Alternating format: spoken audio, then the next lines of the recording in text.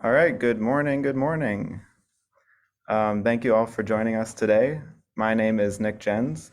I am Representative Kifowit's Communications Coordinator. I've been here for about a year, and I'm just filling in today while she is on a trip in DC, which she'll come back and tell you all about next week. So thank you all for joining us here live, or if you're listening later.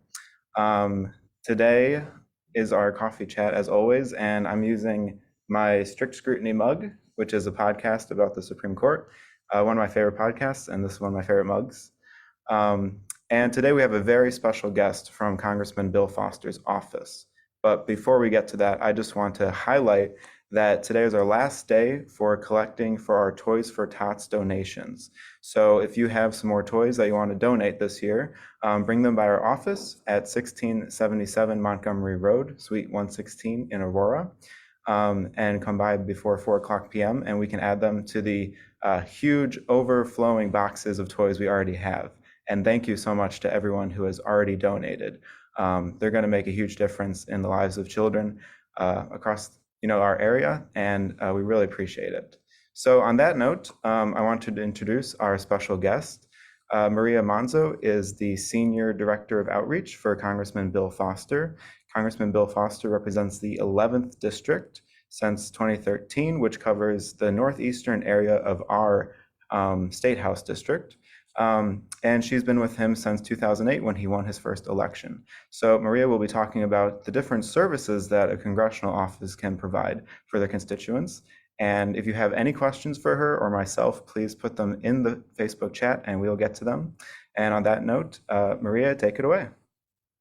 Good morning, everybody. Thank you for joining Representative Kifowit's coffee this morning. I'm using a mug from the U.S. House of Representatives.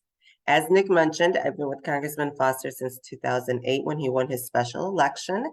And one of the things I've enjoyed doing is collecting different mugs throughout the year. And now during this season, I wish I would have been collecting the little ornaments, but I have a few of those. I think it would have been neat to have different ones throughout the year. Before I started working with Congressman Foster, I used to work in community health for Provena Mercy Medical Center. I was raised in Aurora and then moved to Oswego when I was 12 years old. I forgot what year that was. But yeah, when I was 12 years old, and I still live here in Oswego. As Nick mentioned, we are in the 11th Congressional District. Congressman Foster represents the 11th Congressional District, which up until 2020, Oswego was part of the 11th Congressional District. And now we have the mostly Kane County, DuPage, some of Will, a little bit of Lake or Cook, Lake, McHenry County, Boone County, and I believe that's it. In total, it's a total of 8 counties. But today I'm going to talk about what any congressional office can do for their constituents here in the district and the different types of services we provide. I'm especially going to touch up on passports, since that's always an issue. Representative Kifowit's office reaches out to us. Sometimes we have constituents that reach out to her office requesting help on passports, and that is a federal issue. But we will talk about the different services and how you can obtain them in each office. So whoever your congressional representative is, you can receive the same service. So we have caseworkers that work very similarly to states does casework as well, but we do it for any agency, any federal agency. So any military, Veterans Affairs, IRS, USCIS, obviously taxes, State Department, any issue that you are having with a federal agency can be handled through a congressional agency. Now, one of the things we cannot do, and this comes more in play with Social Security benefits and with USCIS immigration benefits, or I'm sorry, not benefits, immigration services, is that we cannot provide in any office unless they have a lawyer. And I know some offices have a specific lawyer for that issue, but most offices cannot provide legal services. So offices will typically direct you. If you need to have a legal representation, they can direct you, they will direct you to a lawyer, but not specifically recommend one. Because again, that is not something an office can do. They can recommend you to a website that provides, that has services from accredited lawyers in that particular subject, but not a particular lawyer. So let's go for IRS, for example. If you are having issues obtaining back pay, if your IRS keeps getting declined, and when you want to get a more specific answer on why, and you're not able to, and again, this is if you do not have legal representation already, you can contact our office. Every office has a privacy release form. So in order for our offices to be able to reach and speak with a liaison that we have in that agency, you have to fill out a privacy release form indicating that you allow our office to speak on your behalf to that agency. The best way you can do that is to log on to your congressional representative's website, and under services, there's typically either casework, it's either listed as casework, or maybe it's listed by agency, or I need help with a federal agency, something similar to that. But it typically is under services. And you fill out a form. What I would recommend is once you fill out the form, give it about a day or two to process through the system, and then they'll contact you via email. But if you want to call and just to make sure they get the form does typically take about 2 days for it to get to the correct case person. So you can always call and let them know, hey, I filled out a privacy release form for help on this issue. I would not recommend that you call beforehand, because they'll just tell you to go onto the website and fill it out, and then they'll contact you. So it's always best to have that filled out first before you contact them. So going back to Social Security. So if you're, I think that is what we were talking about, right? Social Security or IRS. I think it was IRS, sorry. If you have, if you're waiting for back pay, then what our office would do is contact the IRS, figure out your case. IRS has been is very good in letting us know, this is the issue and this is what your constituent has to do. So then we come back to the constituent and tell them that this is what they have to do. Sometimes our offices are able to obtain any additional paperwork or any additional information and provide it directly to the agent. If that's the case, your case moves along fairly quickly. I am happy to say that we have obtained, I believe it's close to $1 million, if it has not already surpassed $1 million back for our constituents just this year alone. So that is a significant amount of money. Sometimes we get constituents who call and they're on the verge of losing their home because they haven't received a refund, or something's happening with the IRS. And, we've been able to help them obtain those funds just before they become homeless. So those are always, very positive outcomes for us. And we're very happy to be able to do something like that. Social Security benefits too. I know Social Security is very frustrating to get through. It is, I don't know if I want to say the job or it's just the way they operate. But when Social Security benefits are requested for, let's say, a disability, not necessarily retirement or anything like that, but more disability, that is a very difficult and long process to go through. And it can become very frustrating. One of the things that Social Security does is they make sure that they get as much information as possible. So even if you submit all your paperwork, and this is something I would recommend that you use an attorney with, or somebody who specializes in Social Security. But once you submit all the information, it does not matter how thorough you think you submitted that application. In most cases, they are going to come back and request more information. So when something like that happens, I just, really encourage you not to get discouraged, but to continue the process. And like I said, it could be very long, but just continue it. If you get to a point where you're just stuck and you said, I've submitted everything that they have requested, and they're still requesting more or the same information, that's also something you can contact your congressional office, our office with, and just, we have that liaison, we have that ability to talk to them and say, well, what's going on? A lot of times that, we get clarifications on why they want a document again.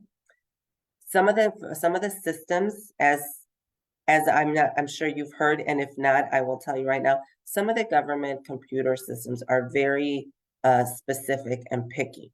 So if you sent your document and for some reason it's a little bit crooked, or there's an edge missing, or it's upside down, or it's scanned sideways, the system won't accept it. So you might have sent it in 12 times, and each time it's scanned a little differently, or it cut something off, it cut a corner off. It just will not scan properly. So those are things we can find out for you and find out why, since you've submitted it 12 times, are they still asking for it? And hopefully have that process move through a lot slower.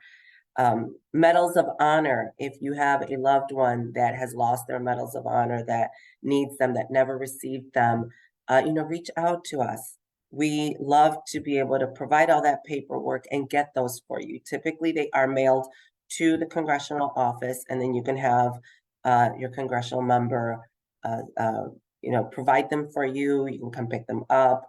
But, things like that, any little issue with the federal agency, it's very important that that our offices are there to help. Passports, travel season is upon us.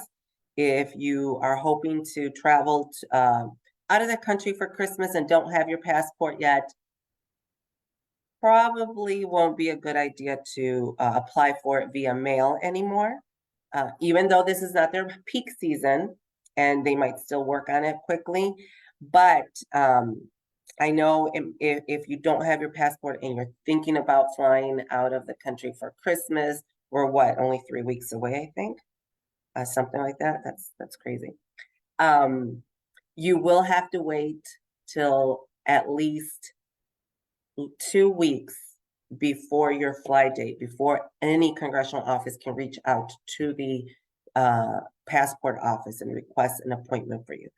But even since this is not their high season, their peak season, you may be able to call them and get an appointment yourself. If you cannot get an appointment yourself, or if you've already submitted an application to get your passport and you have not received it yet, that's when you can call our office also. A lot of times they process the applications as they come in and by travel date. So if your application came in, let's say with, I'm just gonna say with 100 more, but let me tell you, they have a lot more than that coming in. Let's say that your application came in with 100 more applications. They're gonna process them by this date, but your travel date is sooner than all of those. They'll put yours up to the front. So the passport agency is actually a very, very good agency to work with. We've always had nothing but good service from them when we reach out to them, and they try to do everything they can to help us and help our constituents. So yeah, you can reach out to us. Let us know I've applied for my passport on so-and-so date, and I still haven't gotten it. And typically what we'll do is we reach out to them. They locate wherever your passport is. Passports are not always necessarily being processed in the Chicago location, even though we're in the Chicago area. They go to a service center, and the service center sends them out to various agencies. So your agency could be in North Carolina. Your passport could be being processed in Arizona, up in the East Coast, in the West Coast somewhere. And they typically do this by volume.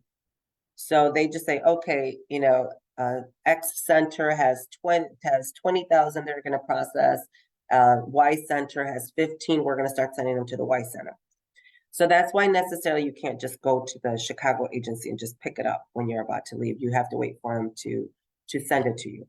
So when we send in our inquiry or our request for your passport, it goes to the agency that's processing it. They'll pull it out from whatever stack they have it in and begin to process it at that time. Again, We can't reach out to them until you're 2 weeks out from your vacation. So I know it becomes very stressful. But when we reach out to them, again, they typically pull it, they begin processing it, and lots of times you'll get it in low peak seasons like right now. You'll probably get it maybe 2 days prior. In high peak seasons, we've had people get it the night before or the day before their travel. So, trust us when we're saying we're working on it, we're in contact with them, we follow up with them, and we try to do everything we can to get that passport to you. So those are some of the services. I think the most common services, like I said, that we get are immigration services, IRS, Social Security, and passports. But again, if you have an issue with the post office, we're also there to help. Veterans Affairs, we're there to help. Any federal agency. Great. Thank you so much for all that information. Yeah, I actually I used to intern at a congressional office for Sean Caston, and we would get phone calls with people, at the passport office the day before their trip, trying to get their passport. You really do not, as you know, you don't want to be in that situation. And I think a lot of people forget that when you travel internationally, you need your passport to be valid for like 6 months after, 6 months longer, not just so that your travel date. So you definitely want to check ahead, right? And make sure your passport doesn't expire too soon. Yes, that's a great point. A lot of people don't realize that. And some travel agencies are good in letting you know that in advance. But yeah, if your passport's gonna expire, in 4 months, most of the time you're gonna get to the airport and they're not gonna let you board. They will Mhm. not let you board. So definitely thank you, Nick, for bringing that up. That is a very good point. I think some of our listeners might be interested in some of the other services like military academy nominations. Would you be Yes. able to tell us about that at all? So we do have a couple services, the Service Military Academy, which the deadline for next year was November 1st. So every year up until November 1st, usually most offices have the same deadlines. So up until November 1st, some of them extended for the whole month of November. You can submit a nomination request from your member of Congress as well as your senator's office. And your member of Congress will collect all the application information, which is also on the websites. So you collect all the information, letters of recommendation, obviously your scores, activities, anything that your student is doing. And it's always great that if you have a student that's interested in attending a school and a military academy, then go onto our website, anybody's website. Most of the applications are the same. Go onto your congressional representative's website, download the application, have them start getting it ready. Because some of this information takes a while to get ready. You can hand drop it off, you can mail it in. There's always a person who will be in charge of collecting all that information. So find out who that is in your congressional office and be in contact with them. Let them know we're going to be sending this in.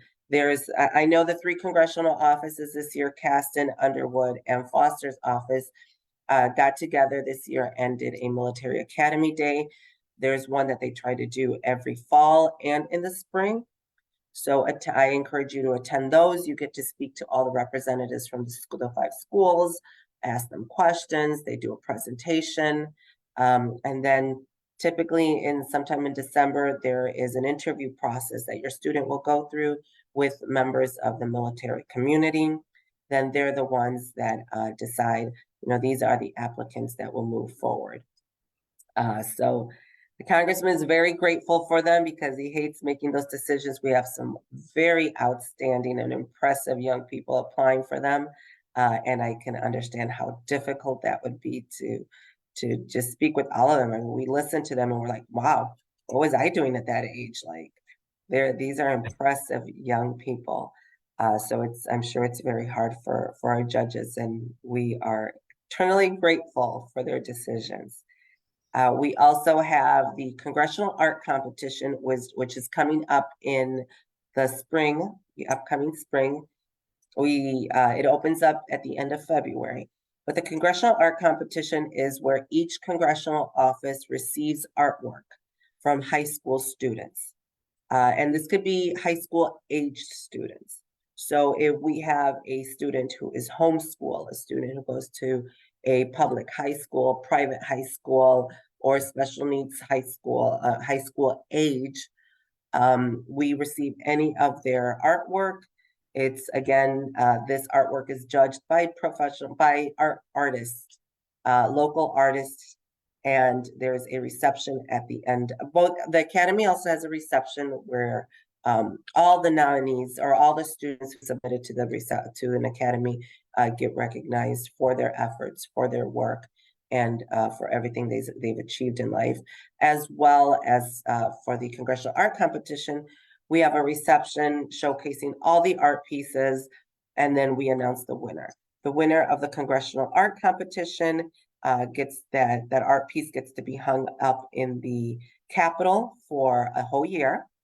So it's really neat for the members to be walking down for votes, and they get to see the students' artwork from each district. Wow, that's so cool. So that is really cool. And one of the challenges we just wrapped up recently in the November 1st is the Congressional App Challenge. So the Congressional App Challenge is where we reach out to students middle school age to high school, and they create their own app. They submit their app work through a portal.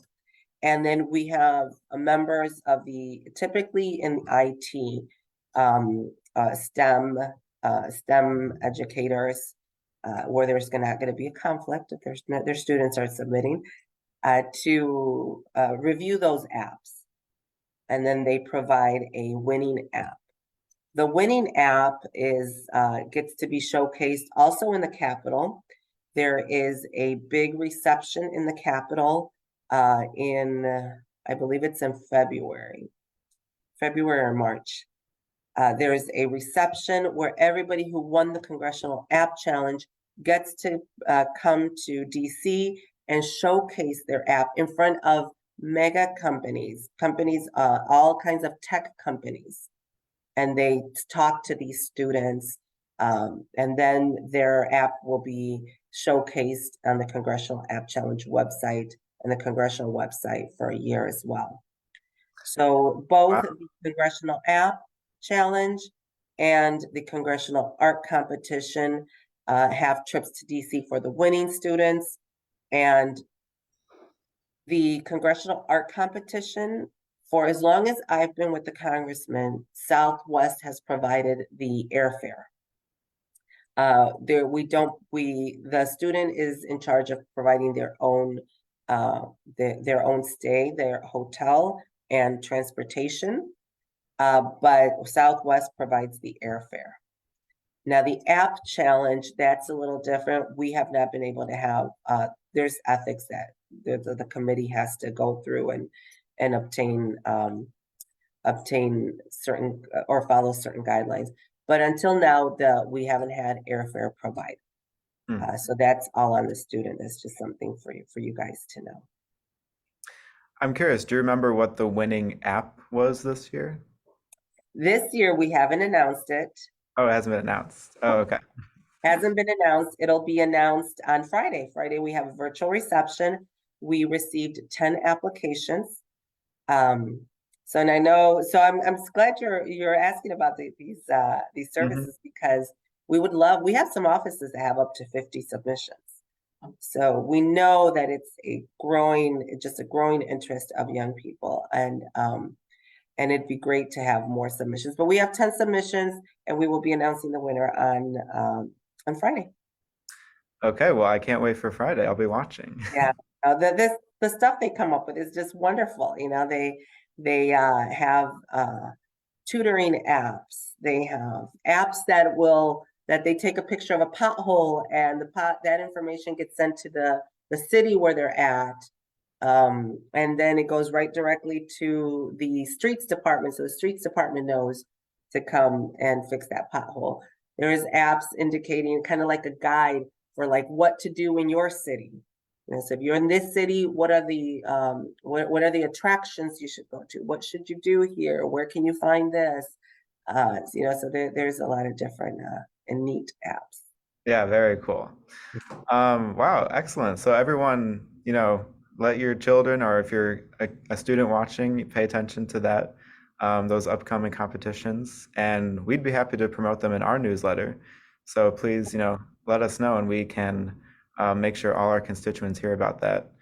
And if you're not already, signed up for our newsletter, just go to our website. It's in the comments, and make sure you're connected with us. Cool. So anything else you want to touch on? I think that is it. The other thing I would just, and I say this to anybody I talk to, always feel free to reach out to your congressional office on any issue. It is important that they hear what you have to say. You know, if you feel strongly about something, don't assume that your neighbor is going to call or somebody else in your friend list is going to call. You know, just call and share that information. We always take all calls, all information, and make sure the legislative team in DC receives that information, which brings me to another point. Your congressional district offices are here to provide any service you need for your constituents.